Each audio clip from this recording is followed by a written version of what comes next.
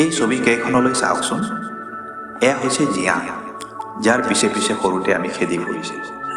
ই ইমানেই শক্তিশালী যে সি তেওঁ নিজৰ পাখি দুযোৰক 1 ছেকেণ্ডৰ ভিতৰতে 30 বাৰকৈ লৰাব পাৰে।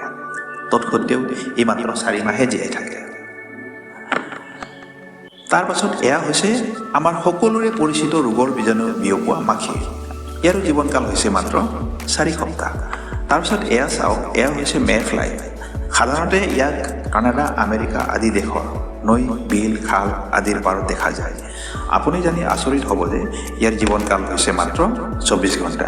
এই চুটি জীৱনকাল বা কম আয়ুৰ পতংগসমূহৰ প্ৰসংগটো ইয়াত এই কাৰণেই উনুকিয়াইছোঁ যে আমি মানুহে গড়ে প্ৰায় 70 বছৰ জীয়াই থাকিও জীৱনত কৰিবলগীয়া বহু কামেই আধৰুৱা হৈ ৰৈ যায়।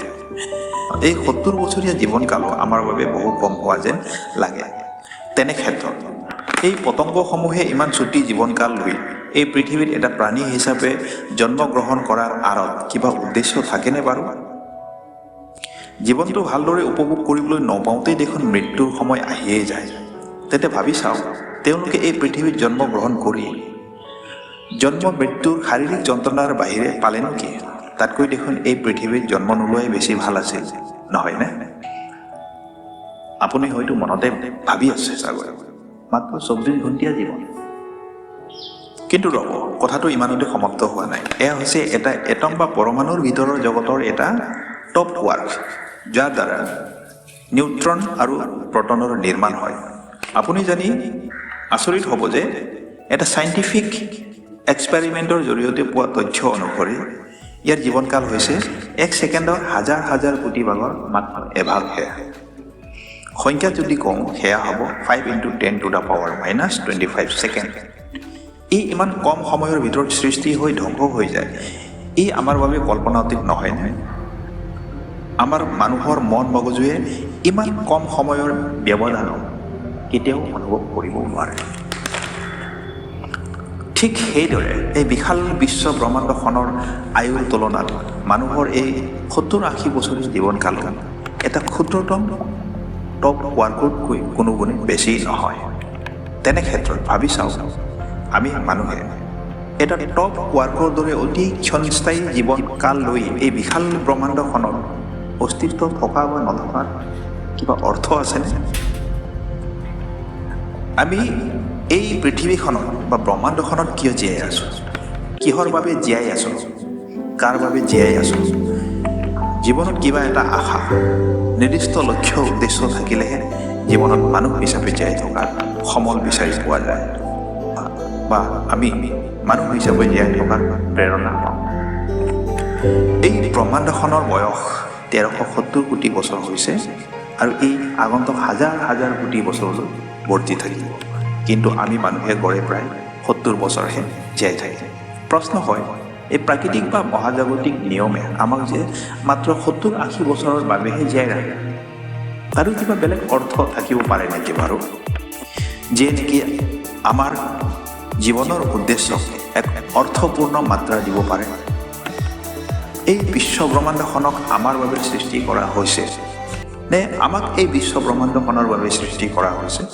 অহা 500 কোটি বছৰৰ ভিতৰত পৃথিৱীখন ধ্বংস হ'বলৈ গৈ আছে। ইয়াৰ মাজতো সময়ে সময়ে এই পৃথিৱীত মহাপ্ৰলয় আহিয়ে থাকে। ন বিজ্ঞান আৰু প্ৰযুক্তিৰ বলত অহা 10-15 হাজাৰ বছৰৰ পাছত আমাৰ ভৱিষ্যত প্ৰজন্মই কোন দিশে গতি কৰিব? এই সকলোবোৰ প্ৰশ্নৰ উত্তৰ জানিবলৈ ভিডিঅ'টো অকণো স্কিপ নকৰাকৈ সম্পূৰ্ণভাৱে শেষলৈকে চাওক। এতিয়ালৈকে আমাৰ পূৰ্বপুৰুষসকলে এই বিশ্ব ব্ৰহ্মাণ্ড জগতখনক নিজস্বভাৱে বুজিব পৰা শক্তিৰে মানৱ জীৱনৰ জীয়াই থকাৰ লক্ষ্য উদ্দেশ্য সম্পৰ্কে কেইবাটাও মত প্ৰকাশ কৰিছে। ইয়াক আমি প্ৰধানকৈ 2 ধৰণেৰে বিশ্লেষণ কৰি চাব পাৰোঁ। তাৰে এটা হ'ল ধৰ্মীয় আৰু আনটো হ'ল যুক্তিসংগত ধাৰণা। আমাৰ পূৰ্বপুৰুষসকলে বিশ্বাস কৰিছিল যে এই বিশ্ব ব্ৰহ্মাণ্ডখনক কোনোবাই নহয় কোনোবাই সৃষ্টি কৰিছে। সেই অনুসৰি আমাৰ জীৱনৰ উদ্দেশ্যও সেই সৃষ্টিকৰ্তাৰ লগত ওতঃপ্ৰোতভাৱে সম্পৰ্ক আছে। সৃষ্টিকৰ্তা, যাক আমি ঈশ্বৰ, আল্লাহ বা গড বুলি জানো, এই বিশ্ব ব্ৰহ্মাণ্ডখনৰ লগতে আমাকো ঈশ্বৰে হয়তো এনেই সৃষ্টি কৰা নাই। আমাক সৃষ্টি কৰাৰ আঁৰত হয়তো এটা বহু ডাঙৰ উদ্দেশ্য নিহিত হৈ থাকিব পাৰে। এই ধাৰণা বা বিশ্বাস অনুসৰি ঈশ্বৰ হ'ল আমাৰ সকলোৰে মালিক। সেয়েহে ঈশ্বৰৰ প্ৰতি আমাৰ শ্ৰদ্ধা ভক্তি সদায় অটুট থাকিব লাগে। ঈশ্বৰৰ প্ৰতি বিশ্বাস ৰাখি আমাৰ ধৰ্ম কৰ্মবোৰ পালন কৰি যাব লাগে। তেহে আমাৰ জীৱনৰ সুখ শান্তি আৰু সফলতা লাভ কৰিবলৈ সক্ষম হওঁ। মৃত্যুৰ পাছতো আমাৰ আত্মাই নিজৰ কৰ্মফল অনুযায়ী স্বৰ্গ বা নৰক, জহন্নুম বা জন্নতত স্থান লাভ কৰিবলৈ সক্ষম হ'ব, বা পৰজন্মত ইয়াতকৈ সুন্দৰ জীৱন এটা লাভ কৰিবলৈ সক্ষম হ'ব, বা আমাৰ আত্মাই চিৰকালৰ বাবে পৰম মুক্তি লাভ কৰিব, য'ত নেকি জন্ম মৃত্যুৰ যন্ত্ৰণাও নাথাকে। এই পৰ্যন্ত মানুহে এই ধৰ্মীয় বিশ্বাস লৈয়ে জীৱনটো আগুৱাই নি আহিছিল। কিন্তু সময় বাগৰাৰ লগে লগে মানুহে নিজৰ মন মগজু আৰু চিন্তা শক্তিৰ উন্মেষ ঘটায় পুৰণিকলীয়া ধৰ্মীয় বিশ্বাস আৰু ধাৰণাৰ পৰা কিছু আঁতৰি প্ৰাকৃতিক বা মহাজাগতিক ঘটনা পৰিঘটনাবোৰৰ সূক্ষ্ম পৰ্যবেক্ষণ আৰু অধ্যয়নৰ জৰিয়তে ব্যতিক্ৰমী চিন্তা আৰম্ভ কৰিবলৈ ল'লে। লাহে লাহে বিজ্ঞান আৰু প্ৰযুক্তিৰো উন্নতি ঘটিল। তেওঁলোকে গম পালে যে যিখন পৃথিৱীক চেপেটা বুলি ভবা হৈছিল সি আচলতে গোলাকাৰহে। যি ৰাতিৰ আকাশত দেখা দিয়া তৰাবোৰক স্বৰ্গত থকা বস্তু বুলি ভবা হৈছিল, দৰাচলতে সেইবোৰ আমাৰ সূৰ্যৰ দৰে একোটা বিশালকায় অগ্নিপিণ্ডহে। আৰু সূৰ্য, যাক আমি সূৰ্য দেৱতা বা বৰুণ দেৱতা বুলি ভাবিছিলোঁ, আচলতে সি এটা পৃথিৱীতকৈ 13 লাখ গুণে ডাঙৰ আৰু পৃথিৱীৰ পৰা প্ৰায় 15 কোটি কিলোমিটাৰ দূৰৈত ধাউ ধাউকৈ জ্বলি থকা বিশালকায় অগ্নিপিণ্ডহে, যিয়ে নেকি অহা 500 কোটি বছৰৰ পিছত তেওঁ নিজৰে গ্ৰহ আমাৰ মৰমৰ পৃথিৱীখনকে তেওঁৰ জুইৰে ভস্ম কৰি পেলাবগৈ। প্ৰাচীন ধাৰণা মতে আমাৰ পৃথিৱীখনকে সমস্ত ব্ৰহ্মাণ্ডৰ কেন্দ্ৰ বুলি ভবা হৈছিল। কিন্তু বিজ্ঞানৰ নতুন আৱিষ্কাৰে দেখুৱাই দিলে যে আমাৰ সৌৰজগততেই আমাৰ দৰে আৰু 7টা গ্ৰহ আছে, ধূমকেতুৰ আবেষ্টনী আছে, গ্ৰহসমূহৰ উপগ্ৰহ আছে। প্ৰাচীন জ্যোতিৰ্বিজ্ঞানীসকলে ইয়াৰ 5টা গ্ৰহৰ বিষয়েহে জানিব পাৰিছিল। তেওঁলোকে খালী চকুৰে এই গ্ৰহবোৰ দেখিছিল। কিন্তু আজিৰ প্ৰযুক্তি বিজ্ঞানে অকল সৌৰজগতখনৰেই নহয়, বৰং আমাৰ হাতীপতি তাৰকামণ্ডলৰ বাহিৰৰ ব্ৰহ্মাণ্ড জগতখনলৈও চিনাকি কৰাই দিবলৈ সক্ষম হৈছে। উন্নত প্ৰযুক্তি বিজ্ঞানৰ বলত আজি আমি এই কথা জানিব পাৰিছোঁ যে আমাৰ হাতীপতি বা মিল্কী ৱে গেলেক্সিতেই 40,000 কোটি গ্ৰহ নক্ষত্ৰ আছে।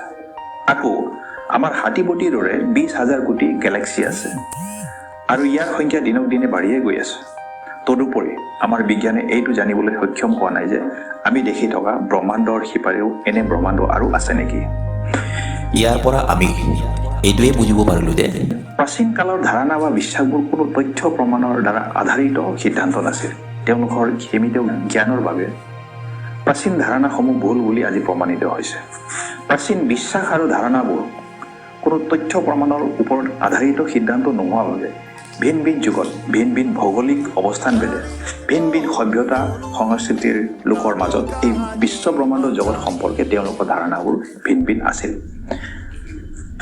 আমি যদি স্বৰ্গ, নৰক বা মৃত্যুৰ পিছত আমাৰ আত্মাৰ অস্তিত্বৰ কথাটো যদি বিশ্বাস কৰোঁ, ইয়াক সত্য বুলি প্ৰমাণ কৰিবলৈ আমাৰ হাতত কোনো ধৰণৰ উপযুক্ত সমল বিচাৰি পাবলৈ নাই যে সঁচাকৈ বাস্তৱত ইয়াৰ অস্তিত্ব আছে নে নাই। তেনে ক্ষেত্ৰত আমাৰ ওচৰত, আমাৰ চকুৰ সন্মুখত বাস্তৱত যি দেখি আছোঁ বা আছে বুলি অনুভৱ কৰি আছোঁ, সেইবোৰ এৰি যদি আমি কোনো তথ্য প্ৰমাণ নথকা বিশ্বাস বা ধাৰণাৰ পিছত যদি লাগি থাকোঁ, তেনে তাৰ পৰা আমাৰ কিবা এটা লাভ হ'বনে? আমি দেখি থকা এই ব্ৰহ্মাণ্ড জগতখন, ইয়াত আমি আছোঁ, আমাৰ সমাজখন, আমাৰ বন্ধুবৰ্গ, আমাৰ আত্মীয় স্বজন, আমাৰ পৰিয়ালৰ লোকসকল আছে। সমাজৰ এই উপাদানসমূহে আমাৰ জীৱনটোক অৰ্থপূৰ্ণ কৰি তোলে। আপোনাক যদি কোনোবাই কয় যে এই ব্ৰহ্মাণ্ড জগতখনক এটা উৰন্ত ঘোঁৰাই সৃষ্টি কৰিলে, এটা বৰাহৰূপী অৱতাৰে ধৰাখন সৃষ্টি কৰিলে, পৃথিৱীখনৰ সমস্ত বোজা এটা কাছৰ ওপৰত আছে, যাক আপুনি সঁচা বুলি মানি ল'বলৈ তেনে বৰাহৰূপী অৱতাৰ বা উৰন্ত ঘোঁৰাৰ অস্তিত্বৰ প্ৰমাণেই বিচাৰি নাপায়। আমাৰ চকুৰ সন্মুখতে দেখি থকা বস্তু, ঘটনা পৰিঘটনাবোৰ এৰি যি বস্তুৰ নেকি এই জগতত অস্তিত্বই বিচাৰি পাবলৈ নাই, সেই বস্তুৰ ধাৰণা বা বিশ্বাসৰ ওপৰত আমাৰ জীৱনটোক যদি সমৰ্পিত কৰি দিওঁ, তেন্তে তাত আমাৰ সময়ৰ অপচয়ৰ বাদে জানো কিবা অৰ্থ থাকিব? কিন্তু বন্ধুসকল, এইখিনিতে এটা প্ৰশ্ন হয়, যদি সঁচাকৈ স্বৰ্গ মৰ্ত নাই, মৃত্যুৰ পাছত যদি আত্মাৰ কোনো অস্তিত্ব নাথাকে, ঈশ্বৰৰ অস্তিত্বকেই যদি আমি মানি নলওঁ, তেন্তে আমি কি এটা ৰবটিক মেচিন নেকি? যেনেকৈ ধৰা হওক আমাৰ শৰীৰটো এটা কম্পিউটাৰ আৰু আমাৰ মগজু হ'ল প্ৰচেছৰ আৰু মেমৰি আৰু মগজুৰ মেমৰিত চেতনা নামৰ এটা ছফ্টৱেৰ ইনষ্টল কৰি দিয়া হৈছে আমাৰ ইচ্ছা অনিচ্ছাবোৰ যেন আগৰে পৰা প্ৰগ্ৰাম কৰা আছে ৰবটৰ উদাহৰণেৰে মই আপোনালোকক এইটোৱে বুজাব বিচাৰিছোঁ যে আমি বাৰু এই ব্ৰহ্মাণ্ডৰ মহাজাগতিক নীতিৰ দ্বাৰা পৰিচালিত এটি যান্ত্ৰিক বস্তু নেকি আমি ভবাৰ দৰে আমাৰ চিন্তা ইচ্ছা অনিচ্ছাবোৰ যেন আমাৰ নিজস্ব নহয় বৰং মহাজাগতিক নিয়মে যি কৰিব খোজে সেই ধৰণেহে আমাৰ ইচ্ছা অনিচ্ছা আৰু আমাৰ চিন্তাবোৰ কৰোঁ নেকি বাৰু যদি এনে হয় আমাৰ এই ৰবটিক বা যান্ত্ৰিক জীৱনৰ কিবা অৰ্থ থাকিব পাৰেনে আমি যদি আমাৰ প্ৰাচীন বিশ্বাসবোৰ এৰি দিওঁ তেন্তে আমি কেনেকৈ এটা ৰবটৰ দৰে জীৱন যাপন কৰিব পাৰোঁ এটা ৰবটিক জীৱনৰ বাবে এই ব্ৰহ্মাণ্ডখন কিয় বৰ্তি আছে যদি সৃষ্টিকৰ্তাই এই ব্ৰহ্মাণ্ডখনক সৃষ্টি কৰিছে তেন্তে আমি এইটো বুজিব পাৰোঁ যে এয়া আমাৰ বাবে সৃষ্টি কৰা হৈছে আৰু ইয়াৰ আঁৰতো এটা ডাঙৰ উদ্দেশ্য লুকাই থাকিব পাৰে অন্যথা এটা ৰবটিক জীৱনৰ বাবে সেইবোৰ কিবা অৰ্থ জানো থাকিব পাৰে বন্ধুসকল তেন্তে আহকচোন এইটো জানিবলৈ চেষ্টা কৰোঁ যে এই ব্ৰহ্মাণ্ডত আমি জীয়াই থকাৰ কাৰণ হিচাপে যুক্তিযুক্ত বা গাণিতিক ধাৰণাই কি কয় বন্ধুসকল বৰ্তমানলৈকে আমি আমাৰ প্ৰাচীন বিশ্বাসমতে জীৱন যাপন কৰি আহিছোঁ এই জগতখনক ঈশ্বৰে সৃজিছে আমাকো সৃষ্টি কৰিছে তাৰমানে আমাৰ সকলোৰে মালিক হ'ল ঈশ্বৰ সেয়ে ঈশ্বৰৰ বাণীসমূহ আমাৰ ঋষিমুনি আৰু মহান পুৰুষসকলে গ্ৰন্থ আকাৰে লিপিবদ্ধ কৰি ৰাখিছে আৰু কিছুমান কথিত ৰূপত আছে সেই বাণীসমূহে হ'ল আমাৰ সমাজ জীৱনৰ ৰীতি নীতিৰ আধাৰ আৰু সেই বিশ্বাসমতে আমি আমাৰ জীৱন যাপন কৰি আহিছোঁ তেন্তে আহকচোন এইটো জানিবলৈ চেষ্টা কৰোঁ যে এই ব্ৰহ্মাণ্ডত আমি জীয়াই থকাৰ কাৰণ হিচাপে যুক্তিযুক্ত বা গাণিতিক ধাৰণাই কি কয় বন্ধুসকল বৰ্তমানলৈকে আমি আমাৰ প্ৰাচীন বিশ্বাসমতে জীৱন যাপন কৰি আহিছোঁ যে এই জগতখনক ঈশ্বৰে সৃজিছে আমাকো সৃজন কৰিছে তাৰমানে আমাৰ সকলোৰে মালিক হ'ল ঈশ্বৰ তেওঁৱে হ'ল জগত পিতা সেই ঈশ্বৰৰ বাণীসমূহ আমাৰ ঋষি মুনি আৰু মহান পুৰুষসকলে গ্ৰন্থ আকাৰে লিপিবদ্ধ কৰি ৰাখিছে আৰু কিছুমান কথিত ৰূপত আছে সেই বাণীসমূহে হ'ল আমাৰ সমাজ জীৱনৰ ৰীতি নীতিৰ আধাৰ আৰু সেই বিশ্বাসমতে আমি আমাৰ জীৱনটো আগুৱাই নি আহিছোঁ বন্ধুসকল আহকচোন বাৰু এতিয়া বিষয়টো নতুন ধৰণে ভাবি চাবলৈ আৰম্ভ কৰি চাওঁ প্ৰথমতে আমি নিজকে সুধি লওঁ আমি এই পৃথিৱীত কিয় জীয়াই আছোঁ আমি কোন আমি মাথো এটা মহাজাগতিক নিয়মেৰে চলা এক ৰবটিক মেচিনৰ দৰে চলা এটা বস্তু নেকি আমাৰ সচেতন মনৰ কোনো অৰ্থ নাইনে দ্বিতীয়তে এই ব্ৰহ্মাণ্ডখন কি ই কিমান বিশাল আৰু এই বিশ্ব ব্ৰহ্মাণ্ডখনত আমাৰ স্থান কি ইয়াৰ লগত আমাৰ সম্পৰ্ক কি বন্ধুসকল ধৰা হওক আপুনি আধুনিক যুগত জন্ম লৈছে বিশ্ব ব্ৰহ্মাণ্ড জগতখনৰ উৎপত্তি বা সৃষ্টি সম্পৰ্কে আপোনাক আগতে কোনো ধৰণৰ কাহিনী শুনোৱা নাই আপুনি আজিৰ বিজ্ঞানৰ আৰু প্ৰযুক্তিৰ দ্বাৰা উপলব্ধ তথ্যৰ আধাৰত যদি চিন্তা চৰ্চা আৰম্ভ কৰে তেতিয়া আমি দেখিম যে ইয়াত আমি আছোঁ আমাৰ চৌপাশে আমি দেখা পোৱা সকলোবোৰ বস্তু আছে আমাৰ বিশাল ব্ৰহ্মাণ্ডখন আছে আমি আৰু ইয়াত থকা সকলোবোৰ বস্তুৱে এই ব্ৰহ্মাণ্ড জগতখনৰ একোটা মহত্বপূৰ্ণ অংগ ইয়াৰ পৰা আমি এইটো বুজিব পাৰোঁ যে ব্ৰহ্মাণ্ডৰ মহাজাগতিক নিয়মেই আমাকো সৃষ্টি কৰিছে ব্ৰহ্মাণ্ডৰ এই মহাজাগতিক নিয়মে আমাৰ নিচিনা বুদ্ধিমান প্ৰাণীক সৃষ্টি কৰিছে যিয়ে অকল নিজকেই নহয় বৰং সমস্ত বিশ্ব ব্ৰহ্মাণ্ডখনকেই বুজিব পাৰে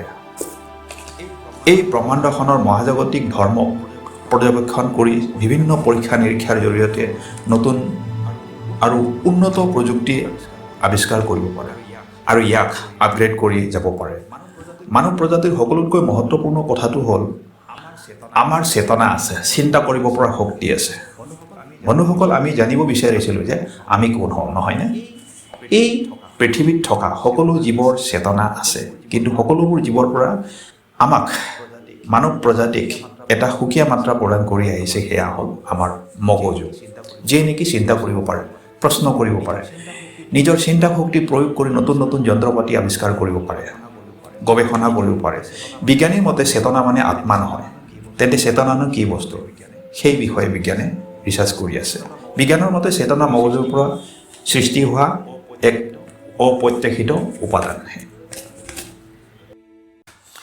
ই আমাৰ মগজুত আগৰে পৰা মজুত থকা তথ্য বা ইনফৰমেশ্যনৰ লগত ক্ৰিয়া প্ৰতিক্ৰিয়াৰ দ্বাৰা উদ্ভৱ হয় এই বিজ্ঞানীসকলৰ মতে ভিন ভিন প্ৰজাতিৰ প্ৰাণীৰ চেতনাও ভিন ভিন আৰু আমি মানৱ জাতিৰ চেতনা সকলো প্ৰাণীতকৈ সুকীয়া আৰু অধিক উন্নত পৰ্যায়ৰ। বেক্টেৰিয়াৰ দৰে কিছুমান জীৱাণুবোৰৰ বহুত কম চেতনা থাকে আৰু কিছুমান উন্নত প্ৰজাতিৰ চেতনা বহু পৰিমাণে বেছি থাকে। সেইদৰে এটা ভাইৰাছে নিৰ্জীৱ বস্তুৰ সংস্পৰ্শত আহিলে, নিৰ্জীৱ আৰু সজীৱ বস্তুৰ সংস্পৰ্শত আহিলে সজীৱ বস্তুৰ দৰে আচৰণ দেখুৱায়।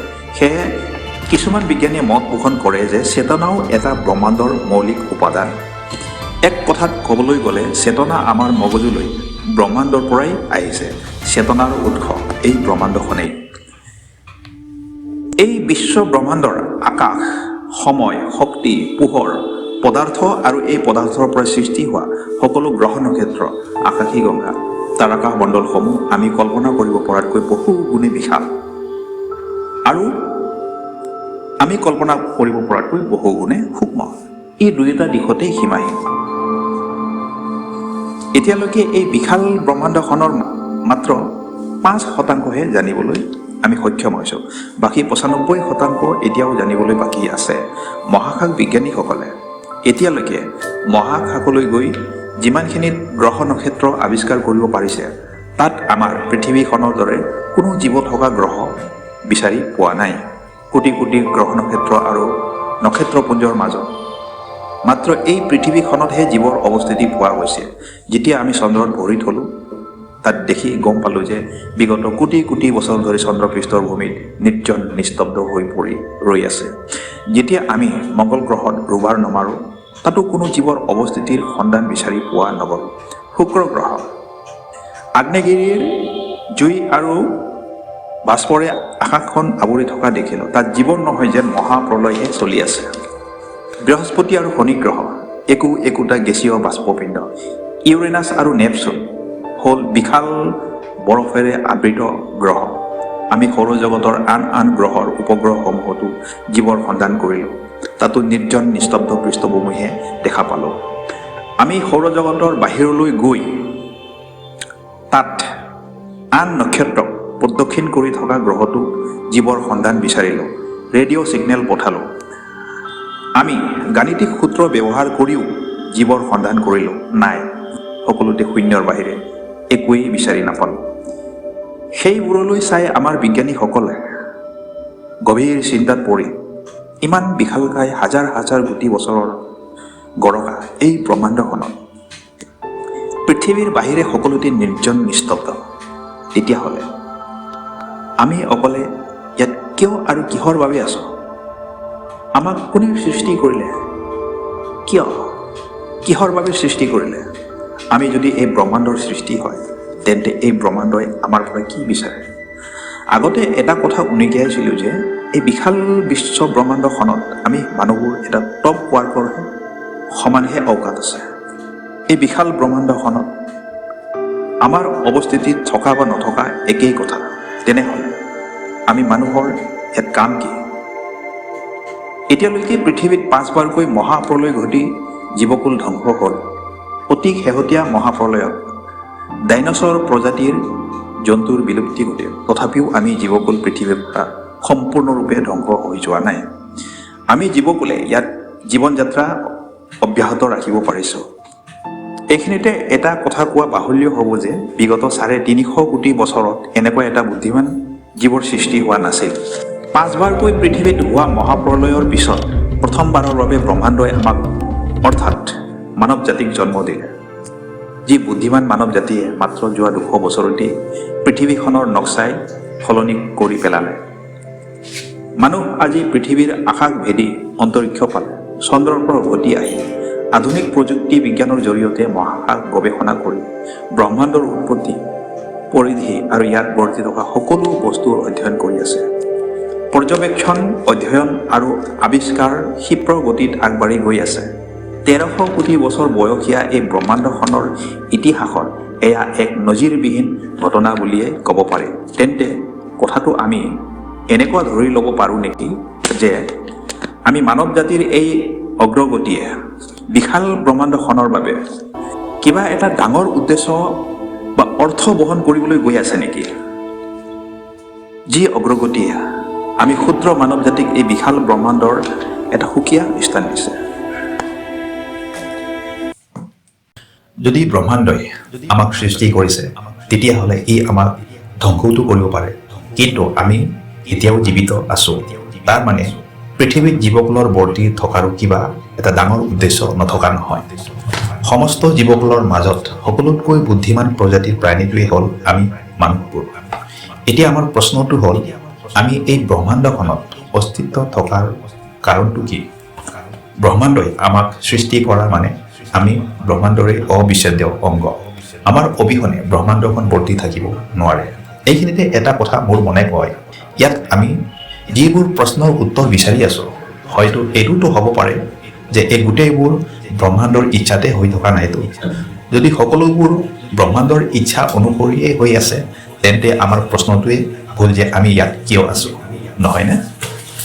এইটোতো হ'ব পাৰে ব্ৰহ্মাণ্ডই তেওঁৰ নিজৰ উদ্দেশ্য পূৰণৰ বাবেহে আমাক এই জগতত জীয়াই ৰাখিছে। কিন্তু প্ৰশ্ন হয়, সঁচাকৈ ব্ৰহ্মাণ্ডৰো আমাৰ দৰে চেতনা আছেনে? হ'বওতো পাৰে যে ব্ৰহ্মাণ্ডৰো আমাৰ দৰে চেতনা আছে। ইতিমধ্যে আমি গম পাইছোঁ যে চেতনাও আমাৰ দৰে এই ব্ৰহ্মাণ্ডৰে এটা অবিচ্ছেদ্য অংগ। আধুনিক বিজ্ঞানীসকলৰ মতে চেতনাও এই ব্ৰহ্মাণ্ডৰ এটা মৌলিক উপাদান। তেনে ক্ষেত্ৰত চেতনালব্ধ ব্ৰহ্মাণ্ডৰ কিবা লক্ষ্য উদ্দেশ্য থকাটো তেনেই স্বাভাৱিক কথা, নহয়নে?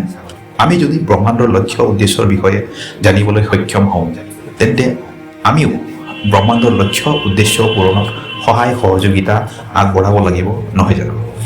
ইয়াতে এটা কথা মন কৰিব, আমি যদি ভালদৰে পৰ্যবেক্ষণ কৰোঁ, এই ব্ৰহ্মাণ্ডখনেই নিজেই আমাক তেওঁৰ লক্ষ্য উদ্দেশ্যৰ বিষয়ে আকাৰে ইংগিতে আমাক কিবা কৈ আছে। এনে লাগে যেন আমাৰ এই সঠিক নিৰীক্ষণ আৰু অধ্যয়নৰ অভাৱৰ বাবে ব্ৰহ্মাণ্ডৰ সেই ইংগিতক বুজি পোৱাত পলম ঘটিছে। এটা জৈৱিক পদাৰ্থৰ অণুৰ দ্বাৰা প্ৰথমে এককোষী সৰল জীৱৰ সৃষ্টি হৈছিল। সেই সৰল এককোষী জীৱৰ পৰা কোটি কোটি বছৰ ধৰি চলা বিৱৰ্তন আৰু ক্ৰমবিকাশ ঘটি আজিৰ এই জটিল শাৰীৰিক গঠনেৰে উন্নত জীৱৰ সৃষ্টি হৈছে। তাৰ ভিতৰত মানৱ প্ৰজাতিটোৱে হৈছে আটাইতকৈ উন্নত আৰু বুদ্ধিমান প্ৰাণী। যেতিয়া আমি জীৱকুলৰ ক্ৰমবিকাশলৈ সূক্ষ্মভাৱে পৰ্যবেক্ষণ কৰোঁ, আমি দেখিম যে জীৱৰ এক বিশেষত্ব আছে। সেয়া হ'ল যিকোনো জীৱই তাৰ চৌপাশে থকা পৰিৱেশ পৰিস্থিতিৰ সৈতে নিজকে খাপ খুৱাই ল'ব পাৰে, নিজৰ বংশ বৃদ্ধি কৰিব পাৰে। তেওঁলোকৰ জনসংখ্যা যিমানেই বাঢ়িব, সিমানেই তেওঁলোক শক্তিশালী আৰু অধিক সুৰক্ষিত হৈ গৈ থাকিব। এতিয়া মানুহৰ ক্ষেত্ৰতে চাওক, যোৱা 2000 বছৰতেই মানুহৰ জনসংখ্যা 15 কোটিৰ পৰা বাঢ়ি গৈ 800 কোটি পালেগৈ। এনে আমি অধিক জনসংখ্যা বৃদ্ধিক সামাজিক সমস্যা হিচাপে চাওঁ, কিন্তু আন এটা অৰ্থত অধিক জনসংখ্যা বৃদ্ধিয়ে প্ৰাকৃতিকভাৱে মানৱ প্ৰজাতিক অধিক সুৰক্ষিতহে কৰিব। আমি জানো যে আমাৰ চুবুৰীয়া গ্ৰহ আৰু সমস্ত ব্ৰহ্মাণ্ডৰ গেলেক্সিসমূহৰ গ্ৰহবোৰ পৃষ্ঠভূমিত নিস্তব্ধ হৈ পৰি আছে। আমাৰ জনসংখ্যা ব্ৰহ্মাণ্ডৰ বিশালতাৰ তুলনাত একেবাৰেই কম। আমাৰ বিশ্বাস আছে যে অদূৰ ভৱিষ্যতে বিজ্ঞান আৰু প্ৰযুক্তিৰ সহায়ত এই ব্ৰহ্মাণ্ডত থকা সকলো গ্ৰহলৈ মানুহ যাবলৈ সক্ষম হ'ব। গ্ৰহবোৰত পৃথিৱীৰ দৰে বাসোপযোগী কৰি তুলিবলৈ আমি সক্ষম হ'ম। ক্ৰমবিকাশ আৰু বিৱৰ্তনৰ জৰিয়তে যিকোনো জীৱকুলক ইয়াত প্ৰতিষ্ঠা কৰিবলৈ আমি সক্ষম হ'ম। যদি এয়া হয়, এই চেতনাবোৰ ব্ৰহ্মাণ্ডৰ অন্য গ্ৰহলৈ লৈ যাব পাৰিম। চেতনাৰ পৰিধি বৃদ্ধি কৰি সকলোতে আমি জীপাল কৰি তুলিব পাৰোঁ। তেন্তে ভাবি চাওক, এনেকুৱাওতো হ'ব পাৰে যে ব্ৰহ্মাণ্ডখনেও এনে হোৱাটোকে মনে প্ৰাণে বিচাৰি থকা নাইতো, যে তেওঁৰ খালী হৈ থকা ঠাইবোৰ চেতনাৰে ভৰপূৰ হৈ জীপাল হৈ উঠক। এনে হ'লেতো আমি জীৱকুলৰ অধিক শক্তিশালী আৰু সুৰক্ষিত হৈ যাম। অনাগত সময়ত পৃথিৱীখনত মহাপ্ৰলয় বা সম্পূৰ্ণৰূপে ধ্বংস হৈ গ'লে সমস্ত ব্ৰহ্মাণ্ডত ইয়াৰ একো এটা ডাঙৰ প্ৰভাৱ নপৰিব।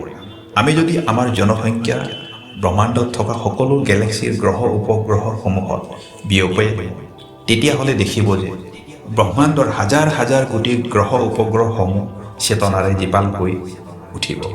যেনেকৈ যোৱা 350 কোটি বছৰত এটা সৰল এককোষী জীৱৰ পৰা ক্ৰমবিকাশ ঘটি জটিল শাৰীৰিক গঠনেৰে উন্নত প্ৰজাতিৰ জীৱৰ সৃষ্টি হ'ল, ঠিক সেইদৰে অনাগত সময়ত উন্নত প্ৰজাতিৰ জীৱৰ সৃষ্টি হ'বলৈ গৈ আছে। হয়তো মহাজাগতিক বা কস্মিক বিৱৰ্তনৰ দ্বাৰা মানুহতকৈ উন্নত প্ৰজাতিৰ জীৱৰ সৃষ্টি হ'ব পাৰে। এনেকৈ চেতনালব্ধ জীৱত জগতৰ পৰিধিও বাঢ়ি গৈ থাকিব। আমি জানো যে অধিক জনসংখ্যা বৃদ্ধিয়ে আমাৰ দৈনন্দিন সমাজ জীৱনত এক প্ৰত্যাহ্বানৰ সৃষ্টি কৰে। সেই প্ৰত্যাহ্বানক মোকাবিলা কৰিবলৈ নতুন বস্তু আৱিষ্কাৰ কৰিবলৈ বাধ্য কৰায়। এইবোৰেই বিজ্ঞান আৰু প্ৰযুক্তিৰ উত্তৰণ ঘটায়। কোৱা হয় যে অভাৱেই আৱিষ্কাৰৰ মূল।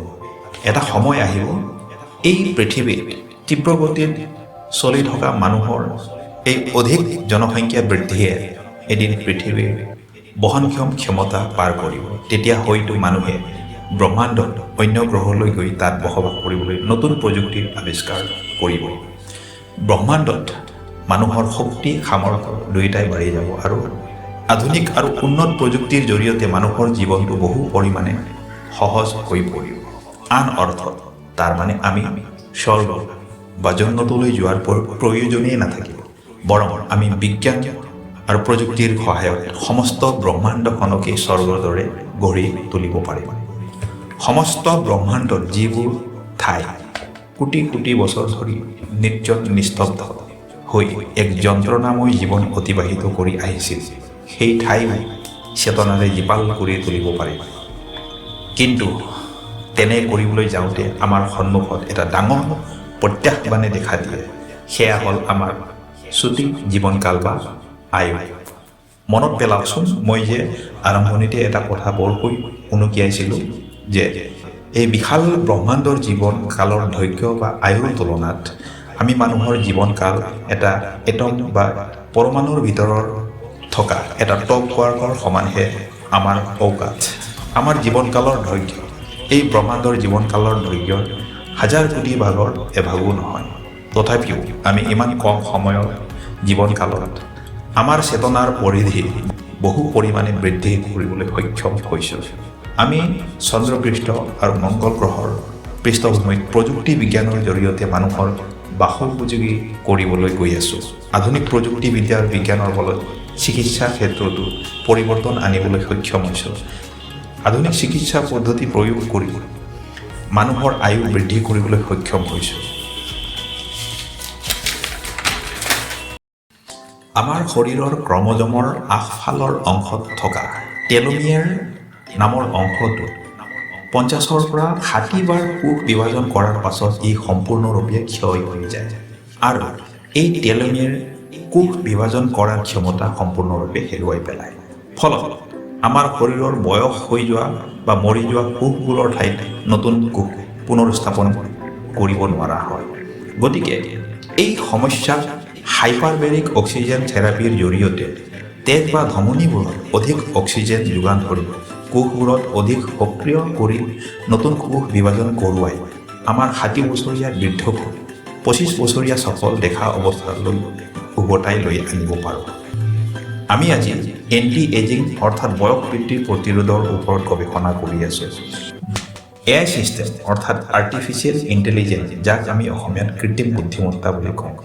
এই AI প্ৰযুক্তি বিজ্ঞানৰ লগতে quantum computer, Google, Facebook, YouTube, robot আদিত মানুহৰ দৰে বুদ্ধিমত্তা দেখুৱাবলৈ সক্ষম হৈছোঁ। আজি আমি আমাৰ শৰীৰৰ যিকোনো অংগ কৃত্ৰিমভাৱে প্ৰস্তুত কৰি তাক আমাৰ শৰীৰত সংৰোপণ কৰিবলৈ সক্ষম হৈছোঁ।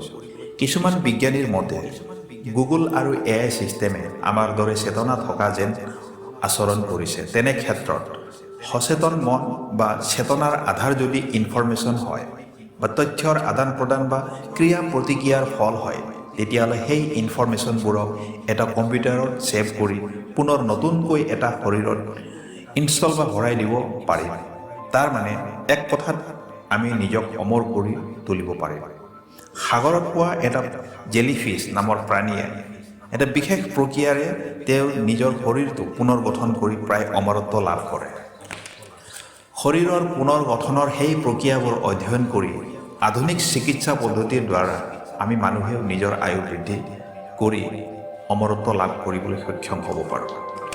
প্ৰাচীন কালত ঋষি মুনিসকলৰ আত্মাৰ অমৰত্ব আৰু আত্মাৰ পৰম মুক্তিৰ যি বিশ্বাস আছিল, সেই বিশ্বাসক আমি কল্পনাৰে নহয় বৰং বিজ্ঞানৰ জৰিয়তে ইয়াক বাস্তৱায়িত কৰি তুলিব পাৰিম।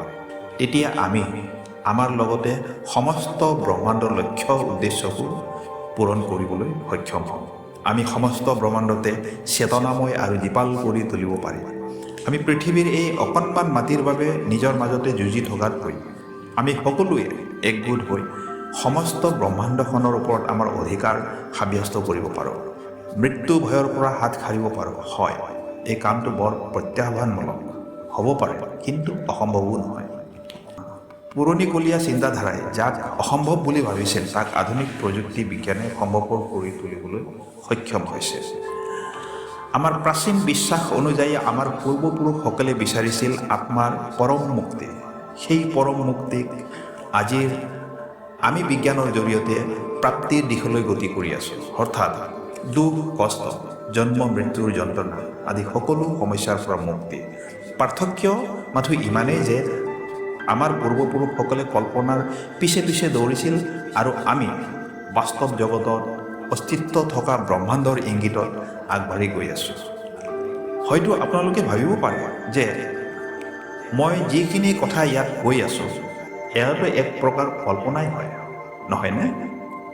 কিন্তু প্ৰযুক্তি বিজ্ঞানৰ বলত অনাগত সময়ত সকলো প্ৰত্যাহ্বানক নেওচি সঁচাকৈ ইয়াক সম্ভৱপৰ কৰি তুলিব পাৰিম নে নাই, কমেণ্টত নিশ্চয় জনাবলৈ নাপাহৰিব।